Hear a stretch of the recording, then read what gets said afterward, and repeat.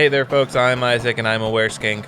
And I'm Claire, and that threw me, and I forgot what I was going to say. And this is Make That Game, where we pitch the latest, the greatest new video game ideas that won't ever get made. That's right, folks. We pitch them. And then we ditch them. Yeah, no, we're keeping that as a catchphrase. It's catching on. Before we jump into what we do here, which is pitch video game ideas to each other, can you explain to the listeners what a skink is? Because I will say, you did explain it to me, so I do know. However, whenever you say it, the reason it threw me is it sounds like a skank, like a skank. Like the old slang for like a slut. Oh, okay. And so I'm picturing like... Well, a skink is a snake with legs. Yeah. Effectively. So it just is a funny image in my mind. Yeah. I guess people don't say skank anymore, do they? I haven't heard it. Ever? No, I mean, okay. I have heard it, but like, now that I think about recently, it, I mean, the circles that I run in don't use that phrase. Wow. Well, I mean, same, but I think the last time I heard it was probably like middle school. So yeah, stuck in my mind though. Another little not bookkeeping note, but if you hear the cat today, it's because we are not in our tiny little closet. Yeah, we actually are recording in the living room today, being a little wild and crazy. Yep, we're going nuts, and he is meowing. It is, as we record this, the first day of daylight savings time. Well, it's actually the last day of daylight. It's the first day of standard time. The first day of standard time, and he just got fed what he thinks. An hour late. An illegal and abominable action that we just performed. And so he is raging against the machine being us. Anyways, all right, so what do we do here? We pitch video game ideas. We don't make them, we just give them to you, and then you make them. And sometimes we're given video game ideas to give to you, the listener. From our email, podcast@gmail.com. So this is from listener Larry to the rest of you listeners out there. This is written in like full, like, I'm just going to read it verbatim because it's written in a way that like seems like it's supposed to be. Hi, okay. Listener Larry here. Today's game idea is called Screwdriver, a cooking game with minor platforming elements. The setting is one where people don't walk and objects don't slide. Instead, they rotate around two foci in an elliptical pattern. If the two foci are farther apart, you rotate faster, and if the two foci are closer, you rotate slower. Just like a regular kind of rotational system. Yeah, exactly. Yeah. Gravitational pull. Movement is either clockwise or counterclockwise, so you have people basically doing cartwheels all the time with their hands in their pockets and grills and deep fryers on walls and such. Okay, that I cannot picture. I will say I was kind of with it, and now I'm gone again. I'm lost a little. Maybe it'll come together. Yeah, let's go. If your control foci go above you and you do go spinning off into the sky. If your control foci go above you, you do go spinning off into the sky. Yes, this can happen to random non-player characters and falling objects. Okay, so you have to make it so that your control foci don't go above you because you will spin off into the sky, and that will be bad. You play as a bartender. You mix drink. Hold on. I thought this was a cooking game. With deep fryers. Larry, what are you talking about? You play as a bartender. You mix drinks for patrons and operate a deep fryer and grill. Okay, so you're a bartender cook. Most patrons will only order things that require 2 ingredients to make, e.g. vodka plus orange. Hey, that's the name of the game, Screwdriver. I was wondering if it would be related to the drink or the tool. Yeah, I thought the tool, honestly. You pour the liquids and they fall in an ellipse into the cup below or into the back of the bottle. If you don't pour it right. You flip the burger and watch it fly into the wall. Just try to follow the recipes and you'll be fine. The platforming challenge comes in when you're moving back and forth between the bar and the grill or deep fryer, and when you toss the completed order at the patron. The order goes flying off down the bar and you try to get a perfect landing, in quotes, without spilling anything onto the bar or bouncing the order off the bar. Give a glass too small of an ellipse and it spills, too large and it might not land upright. You can control the ellipse foci as the order is flying down the bar. Very silly experience. Mixed in with the patrons that want 2 ingredient orders are, quotes, super patrons. Ooh. They want more complicated orders. They come with klaxon sounds, boss subtitles, and custom outfits. Zoom in on them as they cartwheel to and sit down at the bar. Example guys are Elvis impersonators and, quotes, construction workers, end quotes, with $5,000 suits.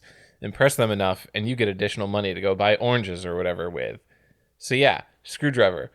Like the drink and the tool. Oh. Also a screw, because you twist it to make it work. And a driver, like in golf. Screwdriver.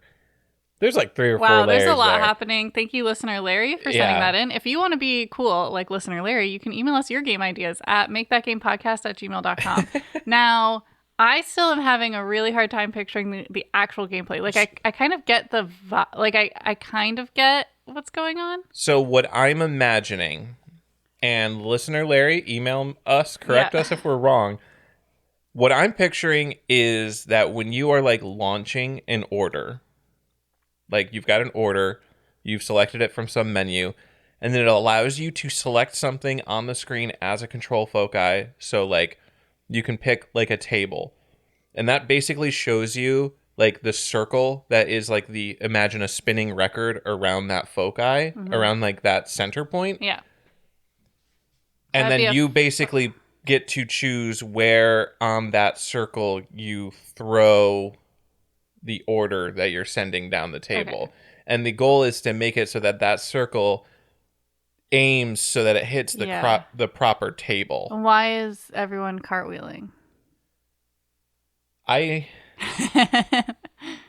don't know. That might be a mystery for another day. The cartwheeling part, I'm having a hard time picturing why specifically cartwheeling in this universe where everything rotates around but yeah, axes. I will say focus is the 1 point. Focus. Yes. And then foci is the 2. I say foci. I think you can say foci or foci, but I always say foci. I'm pretty sure it's foci. No, I think they're both right. I don't think foci is you're correct. I'm dropping the hammer down on that. Foci you didn't even look up. You started looking up, then you're like, no, I'm not even going to look this up. I don't need to look this up. Oh, man. I don't need to look this up. I got to say, I like the $5,000 suited construction workers, in quotes, mafiosos. Yeah. If that went over anyone's head, we're talking about the mafia here. That's very Yakuza. Yes. Only in Yakuza, the construction workers are legitimate construction worker. Yeah. Okay. One of the Yakuza games does have a mini game where you play as far as I can tell, a semi-legitimate, like you are one of the Yakuza characters, but they've like gone semi-legitimate doing a construction company. And so like it's this whole mini game system of like turn-based tactical combat. Yeah, anyways, I have not actually gotten to that part of whatever Yakuza game that is in. I think that's Yakuza 2. But anyways, moving on from that, I've read a game idea. Do you have a game idea? And do you want to introduce the concept here? Yeah, so last week we did spooky games specifically because it was the spooky season. And, we forgot. We forgot one special thing about this episode. What did we forget? Today, if you're listening to this episode when it comes out, is Election Day in the United States. Oh my God. And so actually you're not allowed to continue on unless you voted already. If you're in the United States, go out and vote. Yeah, if you haven't voted yet. Pokemon Go to the polls. You need to Pokemon Go to the polls. You need to pause the podcast and vote, and then you're allowed to continue listening. And or if you're on your way, if you're in your car listening to this, you can keep listening if you're on your way to the poll, because like you've done, we believe that you're going to follow through on that one. Yeah, but if the episode ends before you get to the poll, you have to continue and follow through. Or else retroactively we'll take the episode out of your brain. I had to bring it up because for all the non-Americans out there, we're sorry. Yeah. Anyways, you can just keep listening. Should our theme have been probably, but we already did a theme. So our theme. So anyway, last week was spooky and we did spooky games and we really liked the theme. Like we liked that we had a theme. It helped. It helped. And so we're going to start doing themes, which also means you can email makethatgamepodcast@gmail.com with theme ideas for weeks. And also email us games in the theme for the week following. Anyway, so what we decided for this week's theme, because as you know, it is an election week, so we decided the theme was leaves. Yep. Just what everyone was expecting. Yeah, so the theme is leaves. So I will pitch my game about leaves now. All right, tell me about your leaf game. So my leaf Wait, is it leaves or leaf? I think, well, you said leaves when you told me the... Okay, plural. All right. When you told me the topic. Not that it matters. No. That was a joke. I don't know if it came across okay. as a joke, but sometimes my humor, big quotes, is very subtle. Go ahead. Okay, so my game is called Leave the Leaves, and it's a silly game. Okay. And it's kind of like a reverse Leaf Blower Man. Oh my God. So the idea is that you're in like a HOA neighborhood, and people are like leaf blowing their leaves and putting them in the bags and putting them at the side of the road, and you are going to just destroy it. You're trying to cover as much grass with leaves as possible in this neighborhood. And does this include like you have to do like Untitled Goose Game style, like distract people to get them away from their lawn? Yes, so that, because they're going to rake it up? They're going to keep raking. Like you add, and then they'll keep raking, and then the game ends when the first snow hits. Because the idea is you want as much covered as possible when the snow falls. Yeah. Okay. Good. I love. So that's really it. I mean, it's pretty straightforward, but yeah, just super silly game, goose game aesthetics. So like cell shaded, and you've got like the same kind of third person isometric kind of view of things. Okay. Yeah, and I think again it's tracking like coverage, and it might even show like animals starting to live under your leaves, so like bees are settling in and like that kind of thing, so it gets like exciting as you go. So I like Untitled Goose Game had like the menu that you could go to, and it would show you like your tasks. Yeah. I imagine that this is just percent coverage. Yeah, that's like the biggest. Yeah. And then so it's kind of like a very repeatable game, because I don't know if you'd ever get 100% coverage, and maybe you would, but like that would be like you work towards that. That's the challenge. Yeah, you work towards that so you can replay this over and over, like and keep trying to get higher and higher coverage. Yeah. And I think the snowfall could be kind of randomized because we usually don't know when it's coming. So like maybe some games are shorter than others. That's like a random amount of time to get as much coverage as possible. There I mean, this opens a lot of door for like roguelite. Yeah, I feel like it kind of almost is now that I describe it. You can have daily leaderboards where every day the snowfall is a certain amount of time that no one knows. And well, I mean, obviously, if this was a popular game, someone would post like, I played this morning and snowfall took 15 minutes, and then everyone would know that they have to beat 15-minute. Yeah. Anyways, but then part of the controls, well, not controls, but like I lost the word, but like dashboard, I guess, would be like weather perspective, like weather forecasts. Because also like the leaves have to fall at a certain time. Oh, people are raking in different weather, so like weather could be a big component of the game. Oh, wet leaves don't shift around as well. So if it's raining, you can't just blow them. You have to rake them around, which is good for you, the player, because they can't be as fast. Yeah, but it's also slower for you, because I imagine if you abscond with someone's leaf blower, you can blow leaves onto their lawn as easily as they blew it off. That's hard to like control. I kind of just pictured people just like shaking bags around, just like knocking people who are raking over and things like that. Okay. I want there to be a mechanic that's not necessarily like useful, but if you put rakes down and like cover them with leaves, people can step on them and it whacks them in the face, like Sideshow Bob from The Simpsons. I think you do that in Untitled Goose Game. Ha! Good. I want that to happen. Yeah. And I want that to happen specifically because I want this game to exist. I want to see people just making like TikToks where they collect all the rakes in the game and put them in one yard and just watch one person like walking around and hitting every single rake exactly like Sideshow Bob.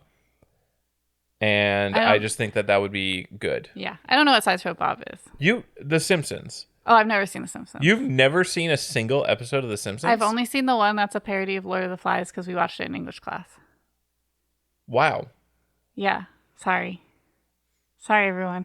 Oh, sorry. Okay. I mean, I haven't watched The Simpsons in years at this point, like maybe even decades at this point. But like, I don't know. This is blowing my mind. This is blowing my mind. Okay, hey, guess what? We've got another podcast coming out starting next week. It's called Simpsonless.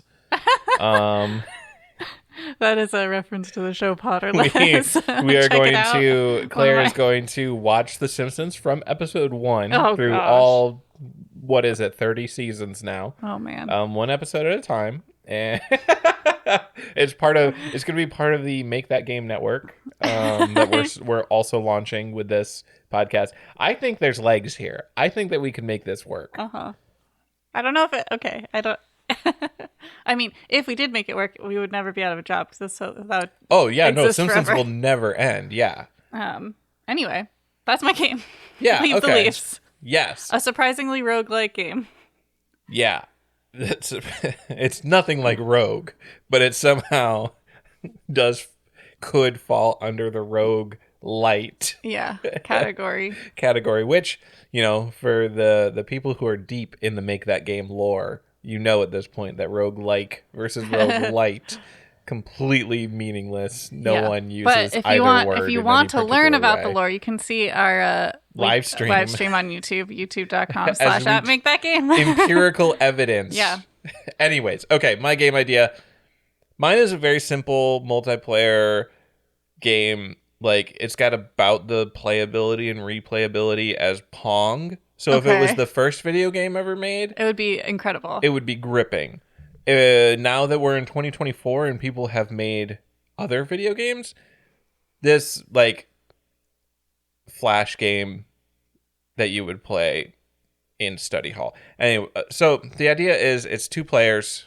One player controls a tree. I don't have a name for it, and I'm sorry. One player controls a tree, and the other player controls... Now that I'm thinking about like saying it out loud, I'm like, people don't catch leaves. They rake them up after the fact. But the idea is that one person is trying to catch the leaves. Like snowflakes on your tongue. I guess, but you've got like a bag. And you're like, I don't want to rake. I don't want to leaf blow. I just want the leaves to directly fall into my bag. So, as the tree player, you get to... So, it's kind of like Peggle. I think Peggle is the game. I don't know what Peggle is. Where you can like start the launch direction and velocity of each leaf, and then it kind of falls on its own, and like the wind controls it, and the other player tries to catch it. And the tree player's goal is to have as many leaves as possible hit the ground. The bag player is trying to catch as many leaves as possible. So it's not collaborative. It's not collaborative. Okay. No, it's competitive. I was thinking about it as a asymmetrical collaborative, where like the tree and the man are working together for the leaf. I mean, it could be. Because asymmetrical is when each player is playing a different role, basically. Yes, it is a little more difficult because part of it was I was thinking like different. Like power-ups could happen throughout the course of the competition. Like they would be like Super Smash Brothers style where like they would randomly spawn in and players could collect them. The tree player, I don't know exactly how a tree collects a power-up. I guess you hit a power-up with one of your leaves. Whereas the bag player catches it in a bag. But like example power-ups are like the leaf player might be able to like might be able to summon a wind, which would blow the leaf wildly out of the trajectory that's expecting. So it's like about to fall in the bag and then summon the wind and it blows the leaf away. Faster rate of shooting leaves. So like if you have like 10 leaves falling at once, it's harder for the bag player to catch 10 different leaves. Improving the initial trajectory. Basically, all the power-up ideas I came up with make it more difficult to achieve a collaborative goal. Yeah, no, I'm not saying it should be. That was just my first thought. Oh, yeah. I think it could be, but... No, I think it's fine to be not. I think that's fine. And then obviously the bag players' power-ups are just like faster speed, bigger bag. Maybe like less wind. No? Oh, maybe... Actually... That could be something, like the ability to stop any wind that's blowing. So like there could be like a little arrow in the corner of the screen that shows like current wind direction and speed. And like the specific power up that I was thinking was like a gust of wind, like a sudden like big gust of wind.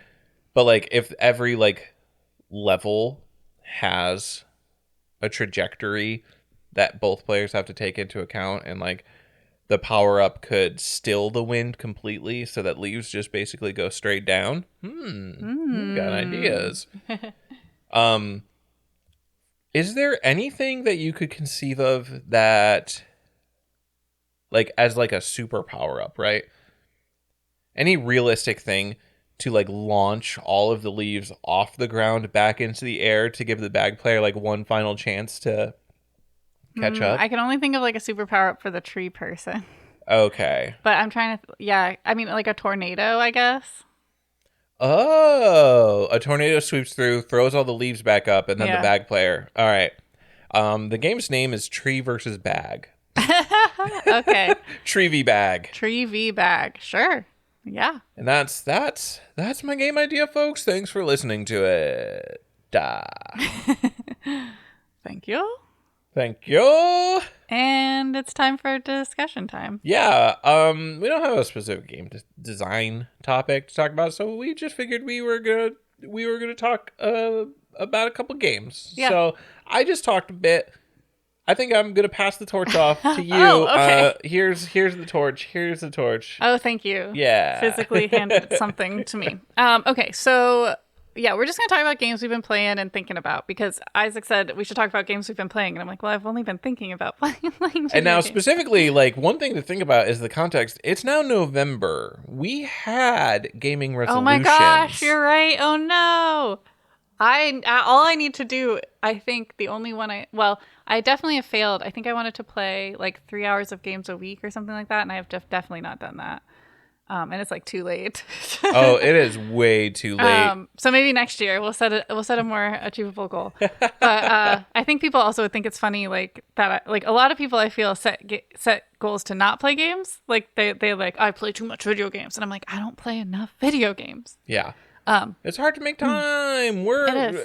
I hate to say we're adults, but because that I hate to like, say it, but it like that's not actually an excuse. Yeah, right? Like no. Adults can play games. It's just about finding time. It's just what it specifically is. We are adults with multiple hobbies. Yeah. If we were adults with one hobby, and it was just video games, it would be so easy to play them. But, so easy. You know, when I have the mental capacity to do something that takes thought, you know, besides just watching TV or TikTok or something. Yeah. I you know, there's so many other things I want to choose to do with that thought, with that one brain cell. It's hard sometimes to pick gaming, but yeah. Anyway, enough excuses. Yeah, enough excuses. We need to play more games. But the one thing I can do before the end of the year and actually achieve is finish Tears of the Kingdom. That was on my list for the year. So you got to be pretty close. I'm literally, once I log in again and refresh how the controls work, I can literally go. Like, I'm ready. Oh, you just got to fight Ganon. Yeah, I think I was just really sad for it to be over. So I just kind of like sat on it for a long time. Okay. Yeah. Which also is going to make it harder because, like, do I remember how to use anything in that game? No, Probably absolutely not. So I will have to take probably some time to like refresh and run around and do some battles just to make sure I am aware of things. But I'm super plussed up. I have a ton of equipment. You know, like I'm ready. I'm ready. You are good to go. So there's that. I talked about this a little bit already, but Life is Strange Double Exposure. I was so excited about it. And I replayed Life is Strange in preparation for this game, which was coming out on October 29th, which was a week ago. And I said, and I couldn't play it. Again, I talked about this already, but like it only is coming out on either Windows or PS5 or Switch. But Windows and PS5 are the only ways you can play it with the extended edition. So I was like, you know, kind of debating. We don't want to buy a PS5 because we basically don't play PlayStation anymore, so it doesn't seem like a good use of money at this time. But I have a Mac, and I feel like it's unfair. I feel like it is really unfair that people do not release games for Mac OS. It's just a checkbox in Unity. All you gotta do is click the checkbox and export as Mac. Like, come on. I've done it. It's easy. I just don't understand. It's like, I don't know. It makes me feel like there's this assumption that people who own Macs don't game. And like, that is just so untrue. They do game, but on their Windows emulated. Oh my gosh. Yeah. But like, that's because they're forced to. Like, yeah. I'm sorry I got roped into the Apple like cult, but I am. So there. Okay, well, the first step is admittance. Oh my gosh. And we can now work towards... Look, I use both. I'm very good at all of it. I can computer. At all of it? At all of the computer? Okay. And by all of, you mean PC and Mac? How about Linux? I've used Linux before. Are you good at it? Probably not. Okay. They were considered the trash computers at my high school. So wow. Also, I mean, Linux... Well... I'm not going to open this can of worms. Sorry. Moving on. So anyway, I had decided, I was like, I really want to play the game. It just came out. I really want to play. I had a lot of time this weekend, so I was like, I'm going to play. I'm just going to get it on Switch. I'm just going to, I won't get the extended edition. I'll miss the outfit packs, whatever. That's fine. I just want to play this game. So I go to GameStop and it's not there. And I'm like, that's weird because it like just came out. It should be kind of a big game. So I look it up online and it says it doesn't release until December 31st. The Switch version specifically. Yes. So because everyone's been playing it. I mean, it's all over social media. That's one of the reasons I want to play too, is because I don't want to get spoiled and I want to watch all the people's hot takes, You want to be involved. I want to be involved. While it's in the zeitgeist. And it doesn't come out till December 31st. And on Switch. And so now I'm back. That's after Christmas. It's after I can't even ask for it for Christmas. It's not even a Christmas present. And now I'm back to square one. It's a New Year's present. Which isn't even a thing. That's not even a thing, people. Nobody gives each other New Year's gifts. They give each other New Year's kisses. New Year's kisses. That's pretty good. Yeah, so I can't ask. I can only have a New Year's kiss. I can't ask for a New Year's game too. So now I'm back to square one. I'm like, do I get an emulator? Do we just buy it and try to play it on the Steam Deck? But guess what? It's like super unoptimized for the Steam Deck.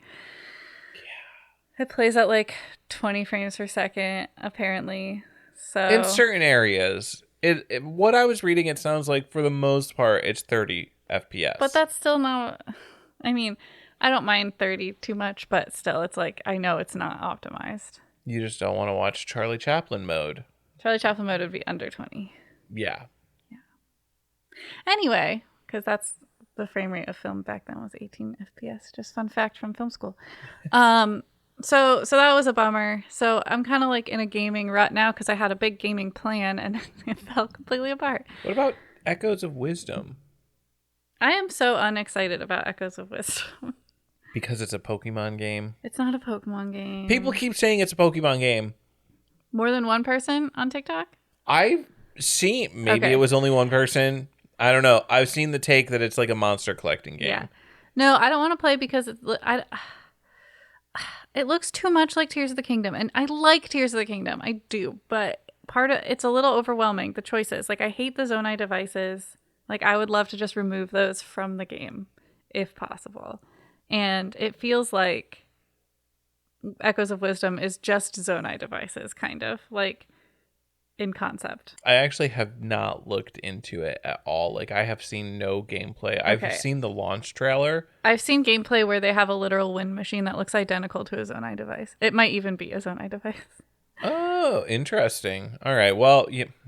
And I think also I say that because like with the like building too, like the copyability and the ability to build things and stuff, like, and the open worldness of it all, and like I watched an interview where they were talking about how it was literally designed to be broken and like designed to be used weird. And I'm like, I don't want to play that. You want to play a normal game for normal people. I like watching people break games that aren't supposed to be broken. Yeah, I don't actually. That's a good point. I do love that, but I don't want to feel like I have to break a game. Okay, so here I'm gonna go with an analogy. So stay with me. I was at an event this week and we were coloring. And I told someone, I said I used to get really stressed. I still do get kind of self-conscious, I guess, when I'm like coloring books, because if I color them the color that they're supposed to be, like in this example, I was coloring pumpkins orange, I feel like a failure. Like, I feel like I'm not cool enough or I'm not creative enough. Like, oh my God, you couldn't think of anything better than orange for a pumpkin. That's so basic. Like, I have this weird self-judgment about that. Like, I have to be cool and different. And so I think in these types of games, I feel like a failure if I'm not breaking the boundaries, but I don't know how to break the boundaries and I don't necessarily want to. So I just like a straightforward game with maybe some little side quests for the people who are going to go above and beyond. But like, this just feels, I don't know. I'm intimidated by it. I'm not excited about it.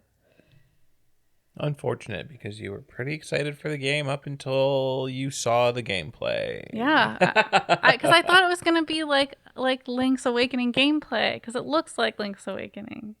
I think it's still at its core. Well, I don't know. I just said I haven't looked anything of it, but my expectation of it would be that at its core, it's still Link's Awakening style gameplay with the added quirks of this extra system that they layered on top of it.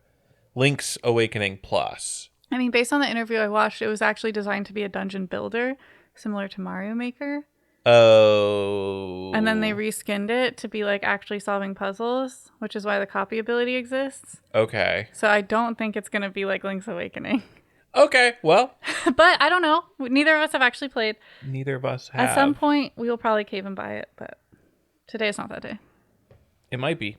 Okay, Isaac, what have you been playing? Dwarf Fortress. No Man's Sky and Dwarf Fortress. The last No Man's Sky expedition really disappointed me. This is not a hot take. A lot of people... Actually, what I've mostly seen is say what you want, but I enjoyed it, which is such a fun take to see always, especially when it's the majority of the take that you see. Like, for every one person saying, this expedition's kind of busted, I would see like 9 posts that were like, say what you will about this expedition, but I personally did have fun with it. And it's like, at the time that it's like 9 people love it and 1 person hates it, like, is it a say what you will? Is it controversial? Is that a hot... Anyways, that is a whole different topic. I personally didn't like it. I felt like the added mechanic made things too chaotic, and at the same time it was like way too easily resolved to the point where if you wanted to, you could effectively like completely ignore like the expedition's major mechanic. And I also thought that there was some annoying busy work involved where not only is it busy work, but they've added this extra layer of like playing around this additional mechanic. Anyways, I'm not going to whine too much about the expedition. It's a rare miss from the No Man's Sky from Hello Games. Especially when they tried to make it haunted. Yeah. Well, that's the thing. Like, they added a new kind of hazard effect where there's this bar that's constantly going down, and as it goes down, more like ghosts appear. And if you destroy the ghosts, they drop an item that you can then craft into an elixir to like make less ghosts appear. So, like from a game design perspective, it's an interesting system, right? Because like in order to counteract it, you have to like involve yourself in it. It's not just like something that you can ignore completely, except for it is, because whenever you leave the planet and go to space, it resets your meter entirely. So like if you're ever getting low and you don't want to fight the ghosts and go through the process of like crafting the elixir, you just blast off into space, land again, and then you're like, okay, I ignored the thing for another 5 minutes, but it's just tedium. And then also crafting the elixirs is kind of tedious because it takes like 25 of the resource that they drop, but they only drop 5 each, and they have enough HP where it's not like you just one shot them. Okay, I said I wasn't going to talk about it too much. Dwarf Fortress. I've also been playing Dwarf Fortress. Well, I've also been playing Dragon Quest XI sometimes, scarcely. And I just met like the second party member, and that's pretty fun. But I don't have much to say about that. Dwarf Fortress, I have encountered for the first time in my life lycanthropy, and ooh boy, first of all, there's no cure. Second of all, the infection rate is wild because it's like lycanthropes. So earlier we mentioned skinks. In real life, a skink is like, they top out at like 6 inches long or something. Like, they're not big creatures. Skinks appear to be bigger than elephant sized. So this dwarf transforms into this massive lizard person, and if they bite or scratch, I don't know the exact mechanics, but I think if any liquid from the were-skink gets into the bloodstream of any other creature, it infects it. You know, kind of similar to real life.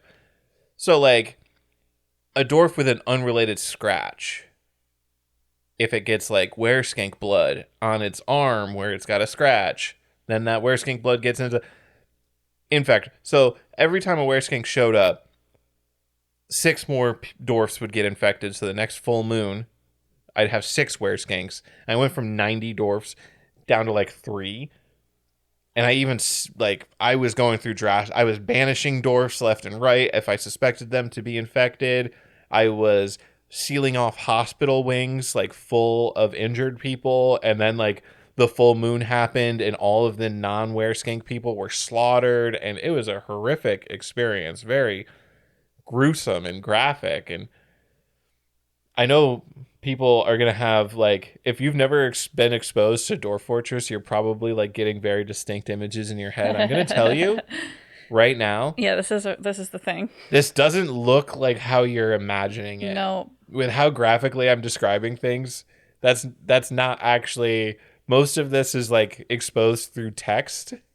Yeah, it's really wild. If you listen to him describe Dwarf Fortress and then look at Dwarf Fortress, you're like, interesting. Yeah, like you do not visually see blood spatter out of a wound onto another scratch or anything. It's you do get a text description that's exactly what's happening if you read the combat logs, though. Combat logs are funny because I had, like, a tantruming child because everyone's stressed at my fort because of all the were-skinks. So child throws a tantrum and he just, like, held onto someone's toe. Like, he ran up to someone, grabbed their toe, and just did not let go for, like, multiple days. And the person whose toe got grabbed was, like, dragging this child around, and they kept having this thought, like, I've been attacked. How shocking. Oh my god. And they're just walking around with this child grabbed onto their toe, grappling them. I've been attacked, how shocking! I've been attacked, how shocking! And then a giant mole drank all my wine, which is very Redwall. I think that you should stream Dwarf Fortress for our November stream. Okay. I will do that. I don't promise that it will be as interesting to watch as it is to recount. Well, it's one of those games, it gives you good stories, but, like, actually watching it play out, it takes the it's kind of the same thing with, like, RPGs, like tabletop RPGs, or even dreams, honestly. No, dreams are the opposite, because dreams are interesting as they're happening, but then recounting them to people is usually not as interesting. Like, those are you had to have been there. Well, that's the same as the TTRPG, right? Well, no, TTRPG, I feel like an outsider watching what's happening at, like, a table. Like, yeah, that's not as exciting. I need to roll this dice. I got a 17. Yeah. Oh, okay. You killed the orc. Wow. And then, like, when you're telling that story later and you're like, and then my paladin jumped up on the table and did a smite, and they did exactly enough damage to kill the final boss who's about to kill the bard. And it sounds amazing and epic, but, like, at the table, you're just, oh, okay, I'm rolling the D20. I rolled the D8. I got a 4. Yeah. Well, that's not how I play TTRPGs. Well, that's because you play Blades in the Dark. Blades in the Dark, and it's cooler. But oh my god! I was told once that no one wants to hear your D&D tale, and so maybe I just had the wrong friends. But that was kind of I had the impression it was like telling people your dreams. Oh. Like, that's why I was shocked when I came home from Blades in the Dark, and every time I come home from Blades in the Dark, you ask me, like, what happened, like, in the story, and that's why I was shocked the first time you asked that, because I was like, I thought no one cared about that. Who hurt you? Who said this to you? I don't remember. Did someone say it to you, or did you see, like, a TikTok where someone was like... I mean, I heard this before TikTok. This was when I first started playing D&D, so wow. I'm not really sure where I saw it or who I heard it from, but... Wow. Yeah, I had this impression that it was, like, incredibly dull to tell people what happens at your TTRPG. So I was, like, really surprised when you were genuinely curious about what happened at my TTRPG. No, I genuinely feel like it's way more interesting to hear about it than it is to play it. It also... Part of it is, I think a lot of people tell the wrong things when they're recounting these stories. Like, okay, I told you about this skink infection and how it spread, and it has a very cinematic quality because it played out exactly like how a movie would, especially when, like, I seal off the hospital wing. Like, that's a very, like, movie moment. Exactly. Where Monster they make that movie. choice to Absolutely. happen, and then they actually transform, and then you see the consequences of the action where some people aren't infected, and then they have to suffer because, very cinematic quality. What I didn't tell you about was, and then I mined out this tunnel, and in this tunnel there was a platinum ore. Ooh. And with platinum ore, I can make better mechanisms to trade with the Dwarf Kingdom when their emissary comes. Unrelated because the kingdom has to be abandoned because everyone is a werewolf. No, okay. I'm starting to recover, though. I got down to literally 3 dwarfs. Oh, you haven't abandoned it? No, I haven't abandoned it yet. So, I have 4 dwarfs. One of them is a wereskink mayor sealed in the hospital wing. I do not expect him to win re-election, but I could be wrong with that. He's sealed in the hospital wing. It's him and one, like, mercenary Marksdorf just chilling amongst the corpses. They are unhappy, but they are immortal because they are were animals, and every time you transform, your hunger and thirst and any injuries you have are cured. So they're just going to have this endless cycle of, like, getting near starvation after a month and then turning into a wereskink and then coming back as, like, a fully healthy dwarf. They might live forever unless I, like, collapse this hospital wing or unseal it with, like, an actual military to fight through, but then the infection spreads. I'm down to 4 dwarfs. One of them is the mayor. They are a wereskink. One of them was very horribly injured, but not in a way where they turned into a wereskink. Carpenter. And he dragged himself around because he couldn't stand anymore and no one could take care of him because all my doctors were dead in the hospital wing. He starved to death because he couldn't get himself food because he was so injured. The part where you're turning it around. So I'm down to 2 dwarfs, okay? And then a migrant wave came. Despite all the dangers, 4 dwarfs said, that sounds like a better place to live than here. Uh-oh. And so I have 6 dwarfs right now, or 7 if you count the mayor, which means I can rebuild. As long as migrants keep coming, I can rebuild.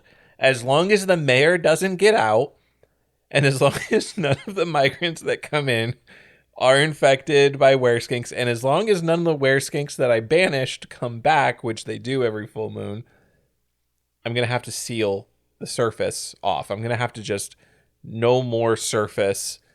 Oh, but wereskinks can bust down door. Anyway, I can rebuild this, and until I rebuild this, okay, here's the worry. This is now the Dwarf Fortress podcast. If I abandon the fortress, everyone, including the mayor who sealed off in the wing, will get to leave. So that mayor will go back to the home kingdom and be a wereskink and infect people. And I can't have that on my conscience.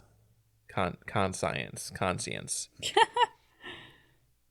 I need to wait this out until either the mayor dies or I do successfully rebuild because we cannot unleash this mayor on the world. And also, I do want to see if he wins re-election because I think that would be really funny. Okay, well, that sounds like a great plan. In Dwarf Fortress. Thank you for sharing. Yeah, all right. Let's hit that rapid fire round. I've talked quite about a lot. Okay, well, it's time for the rapid fire round, which is where we generate 3 random words. We come up with a game idea based on those 3 words. We come up with a gameplay loop for that game, and we have to come up with a name. And we have to do all of that in only 5 minutes. And if we don't, we get really sad about it. But there's no other consequences. Yeah, but, like, who wants to be sad? Nobody. Okay, I'm ready. Starting. I started it. Okay. You're going to hate this. Bread lip spokesperson. Okay.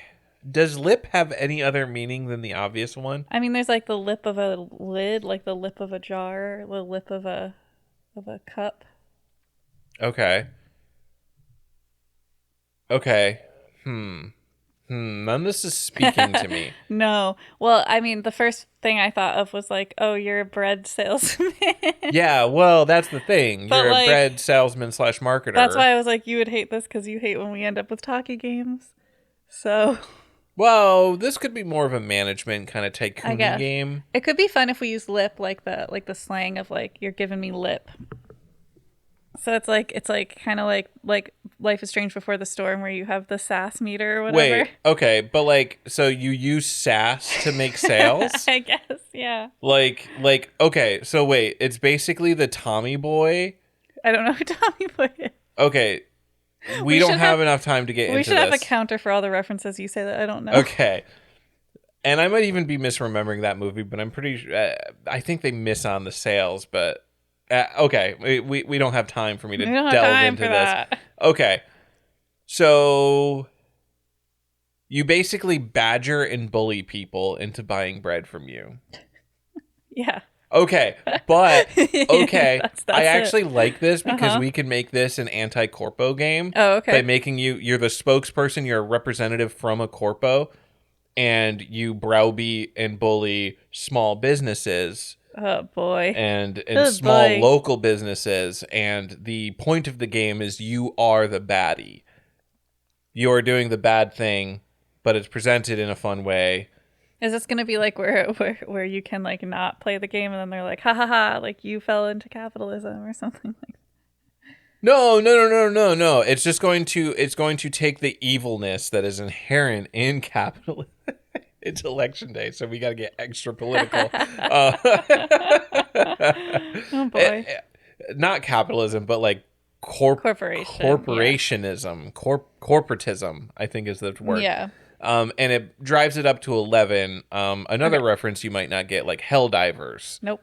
Plays up the fascism aspect 100 times, and you are playing as the baddie fascists, but it's also like pointing out how bad it is. The issues with it using, I believe the term is satire and parody. Yeah. Satire and parody is kind of dangerous though, because then you get the people. Who miss it, yes, yeah. And many people have missed it with Helldivers. But anyways, what's the gameplay loop? The gameplay loop is you go to a small town. There's a bunch of stores. They sell bread, but you want them to sell your bread. So you're like wholesale sailing. Yeah. You're wholesale sailing. You go into these stores. And you select mean-spirited dialogue options to basically break their will until they are forced to accept your deal. And like the people who hold out, the other thing that you have to do is you basically have to bully the other, like the local wholesalers. I don't know. Gotcha. Into like either having to raise their prices or just getting them out of the business. So like you have like. You can bribe them. You can basically like buy their bread making business to be part of your chain. And then like the grocery store has no choice but to buy from you. So it's basically like a bread monopoly. Yes, it's bread monopoly. What's the win case? You literally own all the bread? In the town, you become the overlord of bread the town. You become the breadwinner? Yeah. Okay, is that the title of the game? The Breadwinner? I think that's the title of the game. Okay, so we've got a gameplay loop. We've got a name. It's Breadwinner. We've got 43 seconds left on the clock. Woohoo. We achieved it. All right. Game number 2, starting in 3, a 2, a 1, a go. Musical Custody Intention. I'm going to let you handle this one because you watch weekly musicals. Okay. I mean, that's we okay. It's hard to do a musical game though. Musical Custody Intention. So, okay. So I just watched Sweeney Todd, where someone has basically like kidnapped a child under their custody in a sense. So maybe this is about trying to. I don't know. I'm stuck. I have not inspired. Okay. Like orphans are in musicals a lot. All right. Custody could also refer to like police custody. That's true. So we could have, speaking of political games, we could have an ACAB game. Oh my gosh. And push the satire up on that. You play Javert. Or wait a minute, wait. And he has good intentions. He has good intentions as he tries to take Jean Valjean into custody. Oh my god. But wait, so you have to be Javert? Yeah. You're not Jean Valjean? No, because I feel like that's been done. Okay. I think I stole bread to feed my family. It connects right back to the bread, but I'm actually a too. good guy. Like, that's been done so many times. Wait, you are a cop who Captain Ahab's this. Yeah, but what if you don't know that going into the game? So, like, you just are playing as a cop in France, and you have, like, a person you have to get, and there's, like, all these challenges, and, like, you're only slowly learning about, like, the perp's backstory. Because that's also kind of how it plays out in real Les Mis. Like, at the end of the day, Javert dies by suicide because he's like, I don't understand justice anymore. Like, yeah. Like, that's how it goes. Yes. Okay. Yes. So it's like bait and switch. Yes. I'm just thinking, like, from a, like, player's perspective. Like, as soon as it's in France, you're a cop, and there are musical aspects, everyone's going to think Les Mis. I guess. And then it's going to be, true. oh, this. Okay, well, then maybe we... No, but I like the idea of it, and just because people are going to expect and, like, know it, doesn't mean we can't do it. Right, and then I don't know if there's other musical elements we can pull in, but, like, besides basing it off of a musical... Okay, what if you're Javert, and also, like, it's not just the case of Jean Valjean, you also have, like, cases from other musicals that you end up like you do Sweeney Todd. But Sweeney Todd deserves to be arrested. Yes. But, like, we like, pull in other things. That is kind of fun. Yeah, and I just, like, maybe even just some random cases based on nothing. Just to kind of, like, mix it up. Yeah, and then the end of the game... throw people off the case. The end of the game, you've had this weird path that you've taken through life where it started off, you're going after a bread thief, and then he became a mayor. And also there was this butcher, this people eater. The more we talk about Jack it, the Ripper. It sounds like Les Mis was made by 3 random words. When you really talk about the plot. Like, he stole some bread, but Revolution, then he's mayor. But then... bread, and government. Cop. Oh. Anyway. Okay. Oh, we got to name it. Oh, the gameplay loop is you're just solving the cases, right? It's kind of like straightforward. Yeah, so it's it is a talkie game. It is going to be an adventure game. There's going to be a lot of text trees. There's going to be a lot of dialogue. But I do want to take the old school adventure game approach of interactable environments to find clues. Oh, so yep. You, like, one specific scene that I can use to document this, you talk to a bishop, and then, like, you look around and you can see signs that a silver candle is missing or something. By, like, looking around at the environment, you see, like, there's no dust on the spot at the table, and then you talk to the bishop about it, and he says, yes, this man stole my candle. Okay, that's the gameplay loop. What's the name? Gutter Cop. Gutter Cop? Because there's this line in the song where he does this really...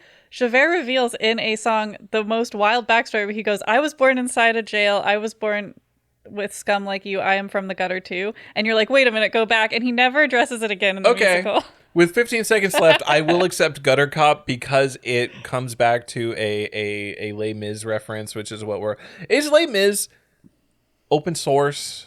Oh, yeah. Okay, it's old enough where, like, so old. We could do this.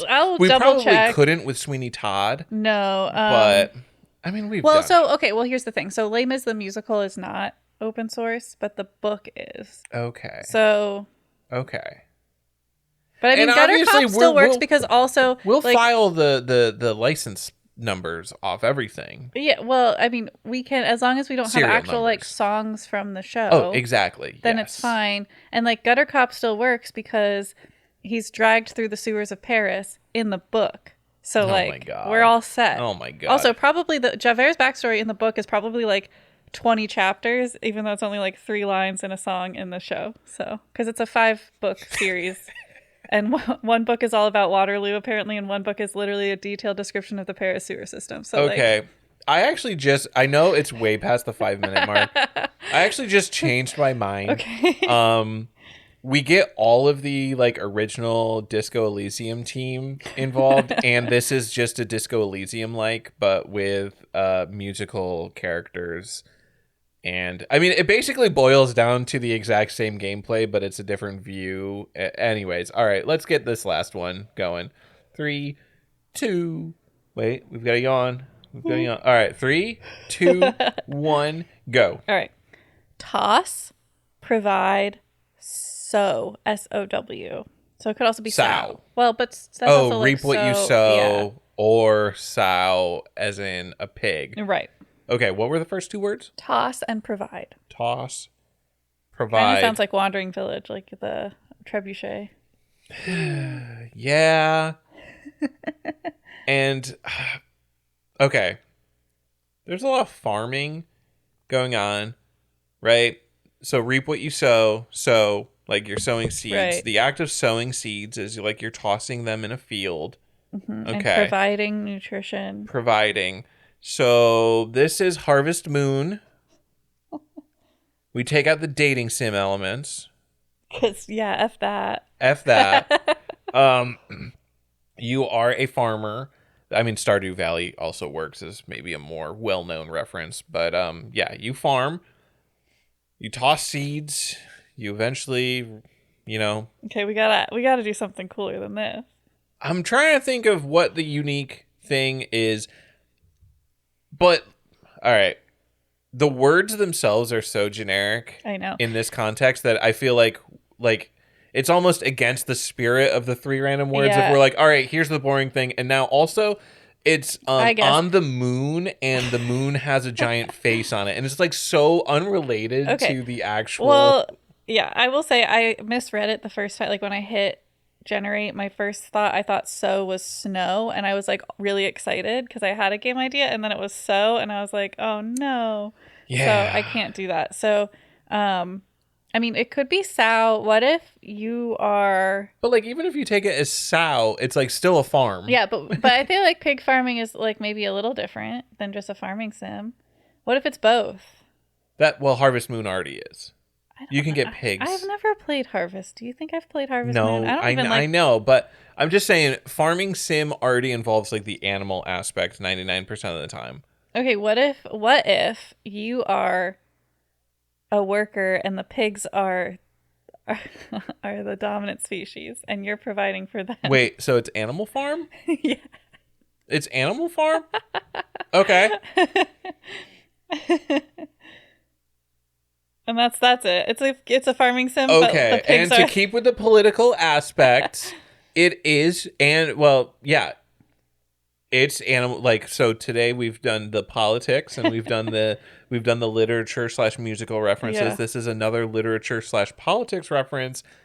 Just, it's Animal Farm, pig bosses. You are the humans after, you know, they've taken over the farm, and they've basically re-enslaved the animals. They've hired human But like workers. what's fun is it's also just like basically just a farming sim. It's basically just a farming sim, only you have bosses. And okay, but here's the quirk. Most farming sims, like, they just let you live like a casual little life, but you are going to have quotas. Mm-hmm. This is going to be the non-cozy farming sim. There are going to be quotas. You are going to have to make certain amounts of money every month.